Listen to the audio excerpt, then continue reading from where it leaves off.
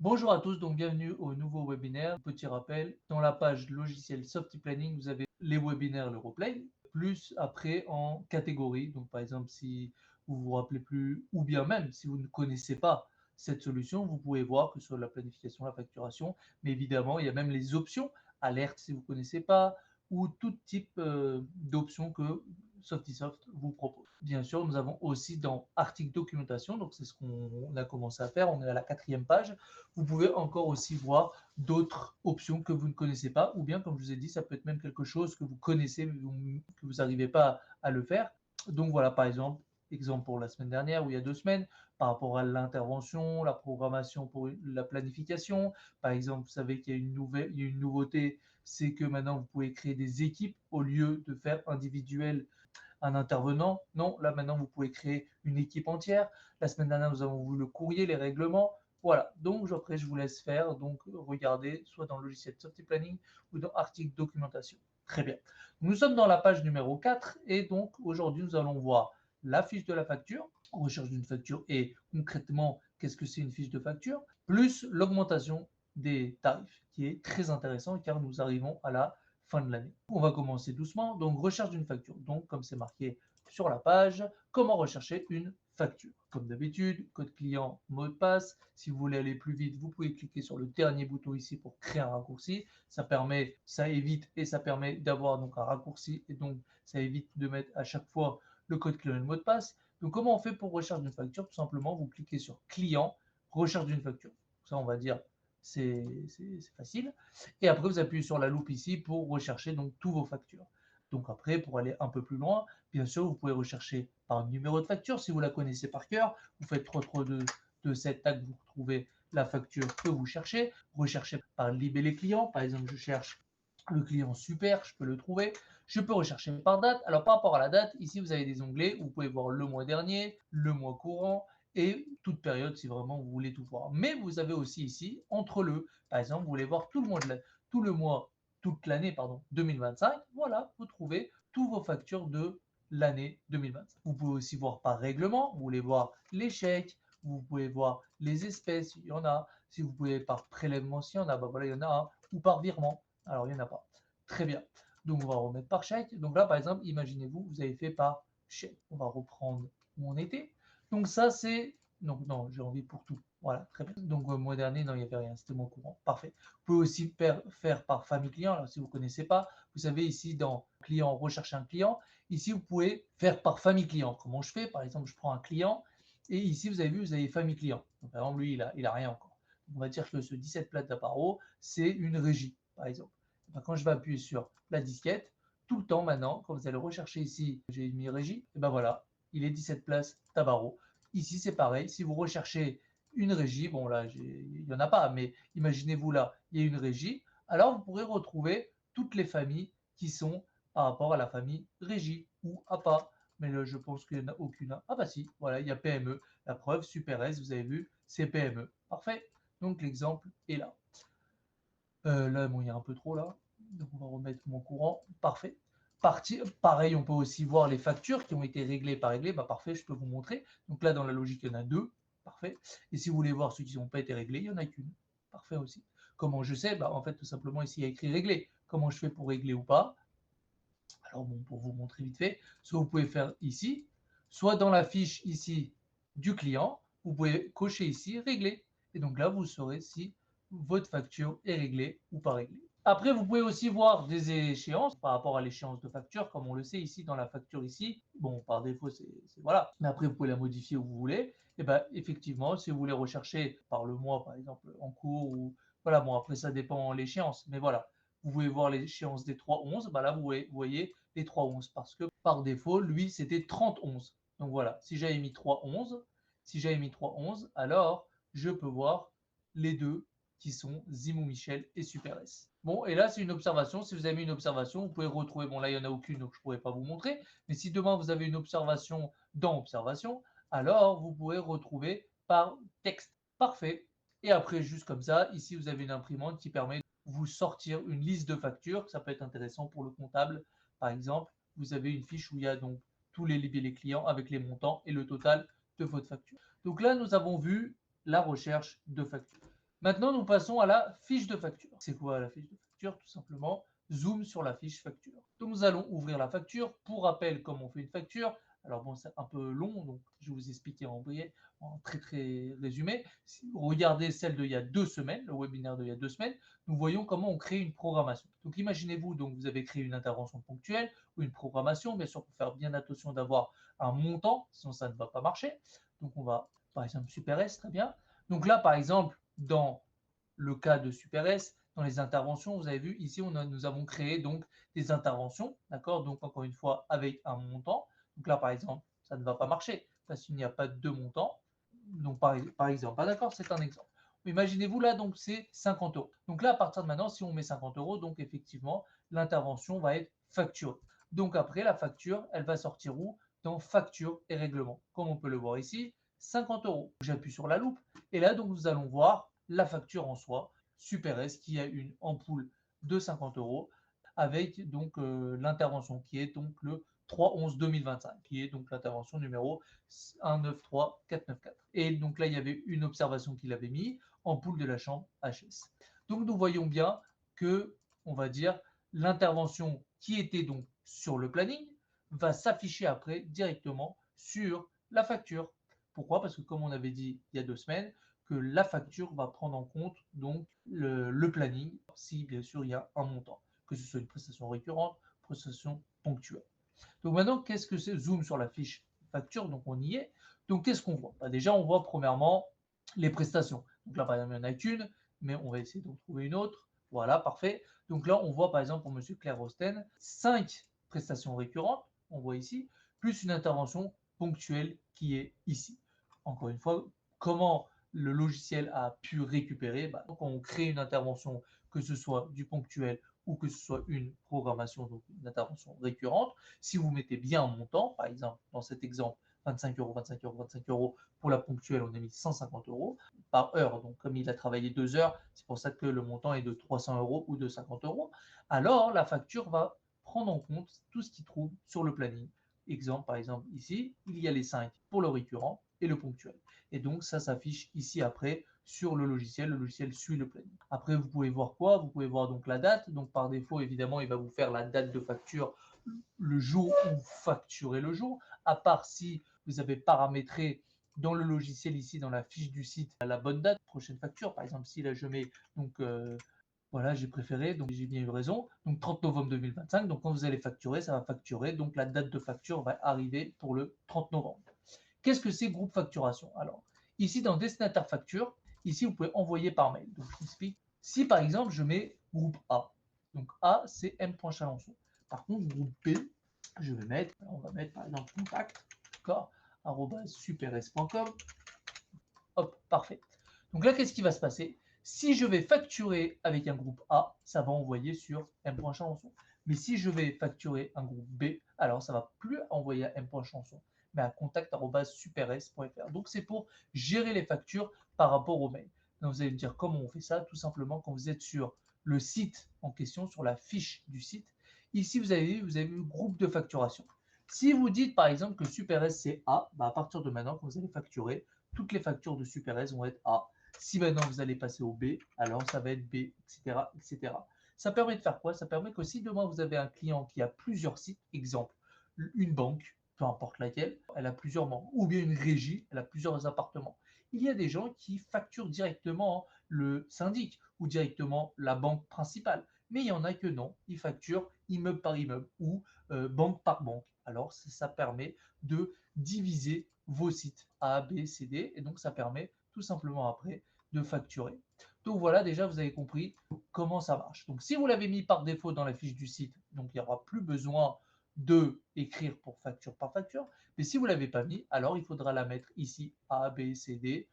Après c'est chacun qui. Après, vous avez ici la période. Donc évidemment, la période, elle se met automatiquement. Si maintenant vous avez par exemple mis une facture une seule, ou ça dépend après, mais c'est possible qu'il n'y a pas écrit par exemple une facture vierge, alors c'est à vous de la saisir. Mais par défaut, on met la période qui est en cours, par exemple du 1er novembre au 30 novembre. Ici, après, vous avez les banques. Donc pareil, les banques. Donc regardez, tout ça, c'est ici. Si vous avez mis BNP, alors à partir de maintenant, Super S va être que BNP. Comme là, j'ai rien mis, alors évidemment, par défaut, il ne met rien. Donc après, c'est à vous de la saisir. Mode de règlement, c'est pareil. Dans la fiche du site, ici, vous avez vu, c'est un chèque. Il le met ici directement en chèque. Bon, c'est pas le bon client, mais voilà, il est là. Le chèque. Très bien. Numéro d'engagement, s'il y en a un, bah, ça va le sortir. Information adresse, code service, ça c'est en plus si vous avez besoin. En 2 mots, la facture ici, vous avez vu, écrit que Super S. Mais si par exemple, ça peut arriver qu'il y ait un code ou une information de service, par exemple le nom, par exemple, on va dire qu'il s'appelle Monsieur Chalençon, par exemple. Alors à partir de maintenant, donc pareil, hein, là vous avez vu, je l'ai saisi manuellement, d'accord. Mais si vous l'avez saisi dans la fiche directement ici, dans information adresse ou ici dans l'observation, alors évidemment, il va s'afficher ici directement, d'accord. Là, comme il n'y est pas, c'est normal que je l'ai saisi après. Pareil pour une observation facture. Par exemple, pour cette année, on peut écrire ici bonne année, je crois par exemple bonne année 2025, d'accord.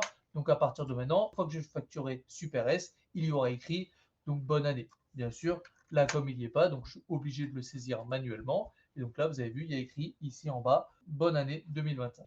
Après, bien sûr, ici vous avez validé. Donc là, c'est pour valider une facture grâce à un mot de passe. D'ailleurs, si vous ne savez pas, c'est dans table de référence paramètres tout en bas. Vous pouvez mettre un petit mot de passe. Par exemple, là, j'ai mis 1, 2, 3, 4. Donc, par défaut, quand je vais mettre ici valider 1, 2, 3, 4, alors la facture est protégée. Et donc maintenant, je ne peux pas, c'est moi qui fais le bruit, hein, pour vous montrer que je ne peux pas supprimer, je ne peux rien faire du tout, je ne peux même pas modifier le montant. Par contre, si je la désactive, enfin, un mot de passe bien sûr, donc là par contre, je pourrais tout modifier, d'accord. Donc, on va se remettre normal. Voilà, tout peut être modifié. Donc ça, c'est un peu la fiche de la facture. Bien sûr, ici, vous avez à droite l'URSSAF. Bon, ça, l'URSSAF, c'est si demain, quelqu'un est un client du service à la personne. Alors, comme vous le savez, notre logiciel gère le service à la personne, donc gère l'URSSAF, l'avance immédiate. En 2 mots, pour vous montrer vite fait, quand vous êtes donc sur une recherche de facture, j'ai juste à saisir une facture que je veux, j'appuie sur ce bouton et là, comme c'est marqué, vous faites une demande de paiement à l'API tiers de prestation. Bien sûr, ça, c'est une option, d'accord, qui est payante et qui permet d'avoir cette option. Et donc, après, c'est super. Quand vous avez fini de facturer, vous pouvez directement l'envoyer à l'URSSAF, enfin à la demande de paiement. Voilà. Donc ça, nous avons vu la fiche de la facture, bien sûr. Restez. Et après, vous aurez, bien sûr, un petit résumé pour bien comprendre. Donc ça, c'est sur Zoom de la fiche de facture. Et après, nous terminons par l'augmentation de tarifs. Comment augmenter nos tarifs? Alors ça, c'est hyper intéressant. En plus, c'est hyper intéressant par rapport à la fin de l'année. À la fin de l'année, comme on le sait, vous avez besoin d'augmenter donc vos clients. D'accord? Par exemple, on va essayer de faire un petit exemple. On va prendre, il y en a beaucoup, mais on va enlever un petit peu. Par exemple, on va faire ici, on va rester basique sur du nettoyage normal. On va dire par exemple c'est 50 euros. Et ici c'est pour les tarifs ponctuels. Par exemple, alors pour changer un peu, on va dire par exemple là c'était le nettoyage. Vous savez quoi? On va dire par exemple c'est 60 euros. Voilà, on va rester sur des chiffres faciles. Voilà, des chiffres faciles.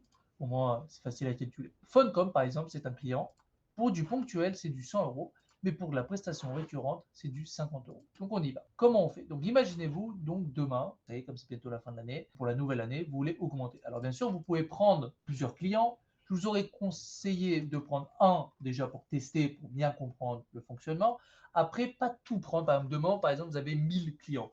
Moi, personnellement, je ne vous dis pas de les prendre tous et de faire ça, de réviser les tarifs. Non, à la limite, une petite dizaine, si vous voulez. Mais comme c'est marqué, qu'on l'a marqué ici en bas, comment utiliser en révisant qu'un seul site. Voilà, comme c'est marqué, commencez à l'utiliser, hein, d'accord, pour bien comprendre le fonctionnement. Mais après, encore une fois, c'est possible de tout prendre, mais c'est pour une sécurité, je vous aurais dit de prendre une petite dizaine, par exemple. Après, encore une fois, vous pouvez faire ce que vous voulez, évidemment, tout va bien fonctionner. Donc là, par exemple, on va l'utiliser pour une personne. Révision des tarifs. Donc là, qu'est-ce qui se passe? Là, déjà, il vous demande méthode d'arrondi. Donc déjà, arrondir quoi? Le hors-taxe ou le TTC. Donc, on va commencer par le hors-taxe, parce qu'en plus, je me souviens que du hors-taxe, qui était de 50 euros. Alors, après, il te dit, est-ce que c'est un pourcentage ou un montant fixe? Comme vous le savez, hein, je n'ai pas besoin d'expliquer, mais bien sûr, je vais expliquer. Vous connaissez que quand vous faites un pourcentage, par exemple, pourcentage de 1 euro, enfin, vous avez compris, de 10 euros, de 50 euros, des fois, c'est possible qu'il y ait des virgules. Alors, au lieu de mettre, pas moi, 5 euros, 40, bon, bah, comme c'est du 40, ça ressemble un peu. Bon, alors je vais mettre par exemple 5,20 par exemple, bien marqué. Bon, bah, il va, au lieu de mettre 5,20, bah, il peut rester aux 5 euros, il peut rester aux 6 euros. Il va arrondir.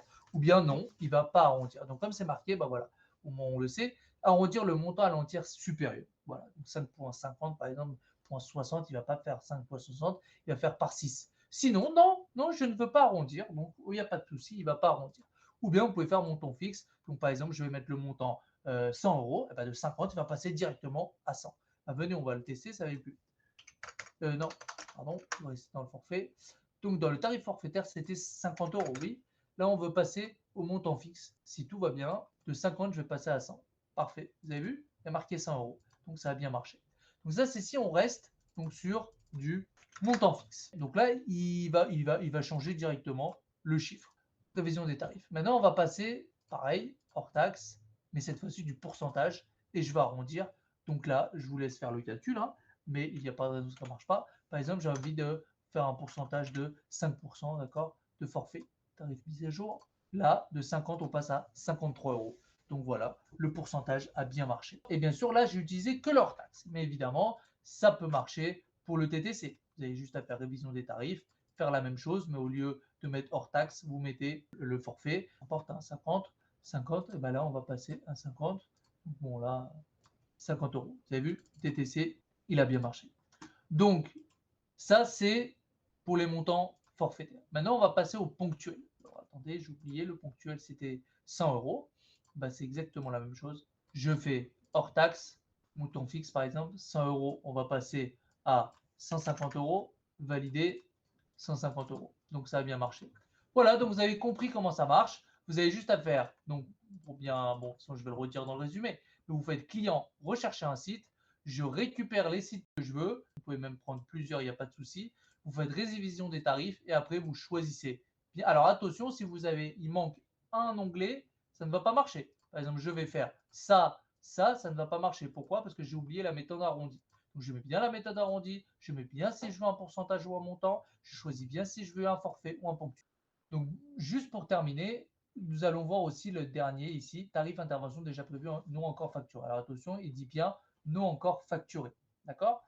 Donc par exemple, imaginez-vous que dans votre planning, vous avez toutes les interventions aide à la personne, vous voulez modifier le montant, si je mets montant fixe par exemple. Si par exemple l'aide à la personne, alors attention, hein, non encore facturé, hein, alors à partir de maintenant, aide à la personne vont être modifiées et donc il faut passer à 50 euros. Voilà, toutes les prestations que je vais choisir donc dans le aide à la personne, tout ce qu'il y a dans mon planning qui est dans l'aide à la personne, ça va changer. Et pour le dernier, comme c'est marqué, quantité de mois pour le rapport de la date de révision. Donc là, si je mets 12, alors ça va changer tout simplement la quantité de mois par rapport à la date de révision.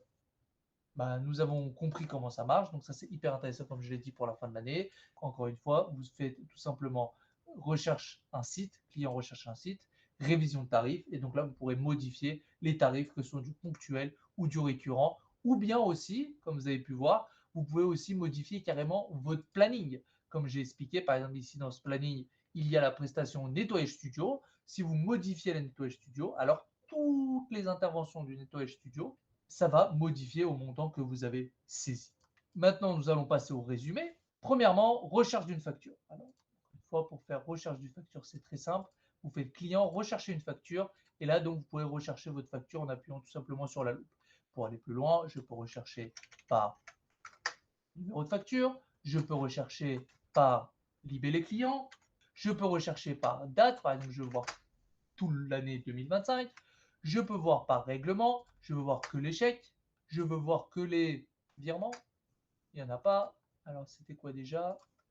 Prélèvement, parfait. Donc voilà, je peux voir par prélèvement. Alors, je vais juste hop, remettre. Je peux voir aussi par famille client. Je peux voir par famille client, par on avait vu que c'était PME. Comment on fait pour faire une famille client? Pour résumer vite fait, dans la fiche du client ici, je peux rechercher par famille. Si je mets par PME, alors je pourrais retrouver toutes mes factures pour les PME, pour les régies, pour les APA. Bien sûr, attention, hein, là, c'est pas par défaut, c'est pas ça, hein. Si vous voulez modifier, vous avez juste à faire table de référence fonction. Et ici, dans famille client ici, vous pouvez changer. Si demain vous mettez APA, vous renommez, ça va plus s'appeler APA. Si vous voulez rajouter carrément une famille, vous pouvez rajouter, hein, d'accord? Si je ne l'avais pas dit tout à l'heure, c'est pour ça que là je vous le dis. Voilà, je peux aussi rechercher ceux qui ont été réglés ou pas réglés. D'accord, attendez, je enlève tout. Voilà, parfait. Donc je peux regarder ceux qui ont été réglés ou pas réglés. Je peux voir aussi le mois courant, le mois dernier. Si vous voulez plus, bah, vous faites comme tout à l'heure, vous modifiez tout simplement l'année. Et je peux voir aussi par rapport aux échéances. Comme on avait vu tout à l'heure, il y avait 3/11. Ben là, je vais en voir que 2. Et aussi, juste une petite astuce ici, il y a un PDF qui permet d'avoir une liste de factures de toutes vos factures. Et donc, ça, c'est intéressant pour le comptable. Donc, ça, c'était pour recherche d'une facture. Vous avez la fiche de facture. La fiche de facture, c'est très simple. Bah, je vais ouvrir une facture, hein, par exemple Super S, comme on avait vu tout à l'heure. Donc là, qu'est-ce qui se passe dans Super S? Il y a une prestation, d'accord, de 50 euros. Alors, comme je vous avais expliqué, regardez l'ancien webinaire, c'est encore mieux. Mais en 2 mots, comment ça marche la facture? Vous pouvez créer une intervention ponctuelle ou une intervention récurrente. Ça permet, bien sûr, attention, de bien mettre un montant, sinon ça ne va pas marcher. Et là, quand je vais facturer, tout simplement, la facture va chercher, on va dire, tout ce qu'il trouve sur le planning, que ce soit du ponctuel ou du récurrent. Encore une fois, il faut bien mettre un montant. Exemple, là, j'ai mis donc pour une prestation du 3/11/2025 une ampoule. Alors, quand je vais facturer, il y aura bien l'ampoule qui est à 50 euros. Après, en soi, qu'est-ce que c'est une fiche de facture? Bah, premièrement, il va récupérer les données du planning. Par exemple, là, il n'y a qu'une seule prestation. Mais après, vous pouvez faire par groupe de facturation. Ça permet d'envoyer le mail comme j'ai expliqué. Donc, je m'explique. Ici, dans Destinataire Facture, je peux faire plusieurs groupes de facturation. Ça permet que la facturation A va être envoyée pour M. Chanson, la facture B, ça va passer à Contact Super S. Comment je gère ça, comme j'ai expliqué dans la fiche du site ici. Vous avez vu ici, par exemple, c'est écrit groupe facturation 16. Si je mets ici groupe A, d'accord, j'appuie sur la disquette. Donc là, je vais rafraîchir, évidemment, ça va passer du 16 au A. Ça permet qu'à partir de maintenant, toutes les factures du site Super S vont être envoyées sur le M. Chanson. Mais si demain, j'ai un autre site qui s'appelle Super V, par exemple, alors le Super V va envoyer à Contact Super S. Si vous me dites ça sert à quoi, comme j'avais expliqué, des clients, ils peuvent avoir plusieurs sites. Mais il y en a que les factures vont être envoyées aux clients directement, mais il y en a que non. Ils veulent, pour chaque site, ils veulent sa facture. Exemple, des banques, exemple, des régies qui vont gérer des immeubles. Voilà. Mais encore une fois, vous pouvez revoir le webinaire d'il y a 2 semaines, hein, et vous pourrez bien comprendre tout ce type de groupe. Après, bien sûr, vous pouvez gérer par rapport à la date. Vous pouvez valider votre facture grâce à un mot de passe. Vous pouvez aussi mettre une information adresse. Donc, comme je vous ai dit, par défaut, vous avez vu, il n'y a pas. Il y a juste écrit Super S. Mais si demain, vous voulez mettre une information adresse, alors à partir de maintenant, il y aura une information adresse. Vous pouvez aussi voir une observation facture. Alors, encore une fois, vous avez vu tout ça, j'ai dû saisir, oui. Mais évidemment, si je suis dans la fiche du site, je mets bonne année 2025, je mets une information adresse, alors là, effectivement, il n'y aura plus besoin de la saisir. Il va avoir donc une saisie automatique. D'accord? Et donc là, vous avez vu, bonne année 2025, on le voit bien dans l'observation facture. Je peux aussi gérer les banques. Alors pareil, si j'ai géré au préalable la banque, par exemple BNP, alors à partir de maintenant, quand j'ai facturé Super S, il y aura la banque BNP d'un coup. Mais si je ne l'ai pas fait, alors c'est à vous de la saisir si vous voulez BNP ou CA113. Mode de règlement, pareil. Est-ce que c'est un chèque? Encore une fois, si j'ai géré dans la fiche du client, d'accord, par exemple là c'est chèque, et ben, tout simplement le mode de règlement va être chèque. Dernière chose pour l'URSSAF, comme j'avais expliqué, si vous prenez l'option, attention, qui est payante, l'option URSSAF, l'avance immédiate, alors vous pouvez aussi gérer en 2 mots. Quand je finis ma facture, j'appuie sur ce bouton et donc vous pouvez faire une demande de paiement directement depuis notre logiciel. Et donc après, vous pourrez voir ici le statut. Alors là, on croit qu'on peut toucher, mais on ne peut pas toucher, hein. Ça se fait automatique. Si ça a été validé, s'il y a des erreurs, ils expliquent pourquoi, etc., etc. Mais encore une fois, si vous êtes intéressé dans le service à la personne, vous pouvez nous contacter et on pourra le mettre en place et on vous expliquera exactement comment ça marche. Donc ça, c'est la fiche de la facture. Donc, suite au planning, la facture va être rédigée. Et après, bah, comme j'ai pu expliquer, on peut voir un peu la fiche de la facture. Pour terminer, l'augmentation de vos tarifs, donc en 2 mots, des tarifs des clients. Comme j'ai expliqué à la fin de l'année, par exemple, vous voulez augmenter vos clients. Donc, comme on fait client, rechercher un site. Donc, j'affiche mes sites, comme on avait vu. Et après, j'ai juste à prendre le client que je veux. Donc, encore une fois, je peux saisir plusieurs personnes. Mais juste pour expliquer, donc là, on va un peu changer par rapport au résumé. Datalog, par exemple, ici, donc, j'ai 300 euros le nettoyage. Par contre, pour le jardinage, j'ai 27,27. Ouais, c'est ça. Donc, on va déjà commencer par le récurrent. J'ai juste à faire clic droit, révision des tarifs. Et donc là, ça y est, c'est fini. Je peux, méthode arrondir, par exemple, leur taxe. Donc, encore une fois, si vous voulez TTC, vous changez. Vous pouvez faire soit le pourcentage, donc c'est un pourcentage, soit un montant fixe. Donc par exemple de 300, je passe à 400 direct. Le problème, c'est que si je fais un pourcentage, comme vous connaissez, des fois ça arrondit pas. Ça fait 3,27. Bon, et ben soit vous arrondissez pas, donc il y aura bien écrit 3,27, soit j'arrondis le montant à l'entière supérieure, donc au lieu de 3, ça va passer au 4 directement. Donc on va tester tout de suite. Par exemple, montant fixe, donc là on va mettre du forfaitaire. Donc là on ne parle pas du gardiennage, d'accord? J'appuie sur tarif mise à jour, et là, si je rouvre le datalog, voilà, nettoyage ne va plus être à 300, mais va être à 400. Si je veux gérer le jardinage, alors j'ai juste à faire révision des tarifs, toujours leurs taxes, ce que j'ai envie, je mets le pourcentage, mais là je veux arrondir, je ne touche pas le forfait, je touche le ponctuel, je mets par exemple 3%, j'appuie sur mise à jour, et là de 27,27, bah, il va mettre 29. Voilà, normalement il n'y a pas de raison, mais de 27,27, on passe à 29 euros si on a 3%. Donc là, on a bien vu pour la prestation récurrente ou pour la prestation ponctuelle. Dernière chose, si vous voulez maintenant réviser les tarifs par rapport à vos interventions, encore une fois, attention, hein, déjà prévues qui n'ont pas été facturées, sinon bien sûr, il ne va pas les toucher. Alors si, imaginez-vous, je mets aide à la personne, pareil, hein, 3% ou un montant fixe, alors il va modifier toutes les interventions qui va être de cette prestation-là. Par exemple, aide à la personne. Et comme ça, juste comme ça pour info, pour le dernier, quantité de mots pour le report de la date de révision. Voilà, bah, si vous voulez réviser par rapport à la date, si vous mettez 12, bah, ça va changer bien sûr les quantités de mois des 12 mois. Voilà, ainsi de suite. Bien sûr, dernière chose, n'oubliez surtout pas de rien oublier. Je m'explique. Si par exemple vous mettez ça, vous mettez ça, vous mettez bien un montant et vous validez, ça ne va pas marcher. Pourquoi? Parce que vous avez oublié la méthode arrondie. Voilà. Je dis ça parce qu'un jour ça ne marchait pas.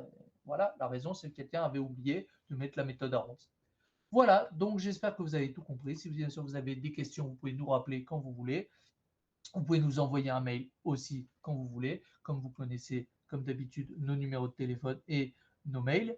Et bien sûr, on se retrouve la semaine prochaine pour la suite du webinaire. Donc dans la logique, nous allons parler rechercher un site, fiche de site et à la facturation automatique. Si bien sûr ça vous intéresse quelque chose que je n'ai pas expliqué ou approfondir, évidemment, vous pouvez nous appeler ou nous envoyer un mail et avec plaisir, on vous expliquera votre demande, la chose que vous demandez. Voilà, sur ce, je vous souhaite une belle journée, une belle semaine et à la semaine prochaine.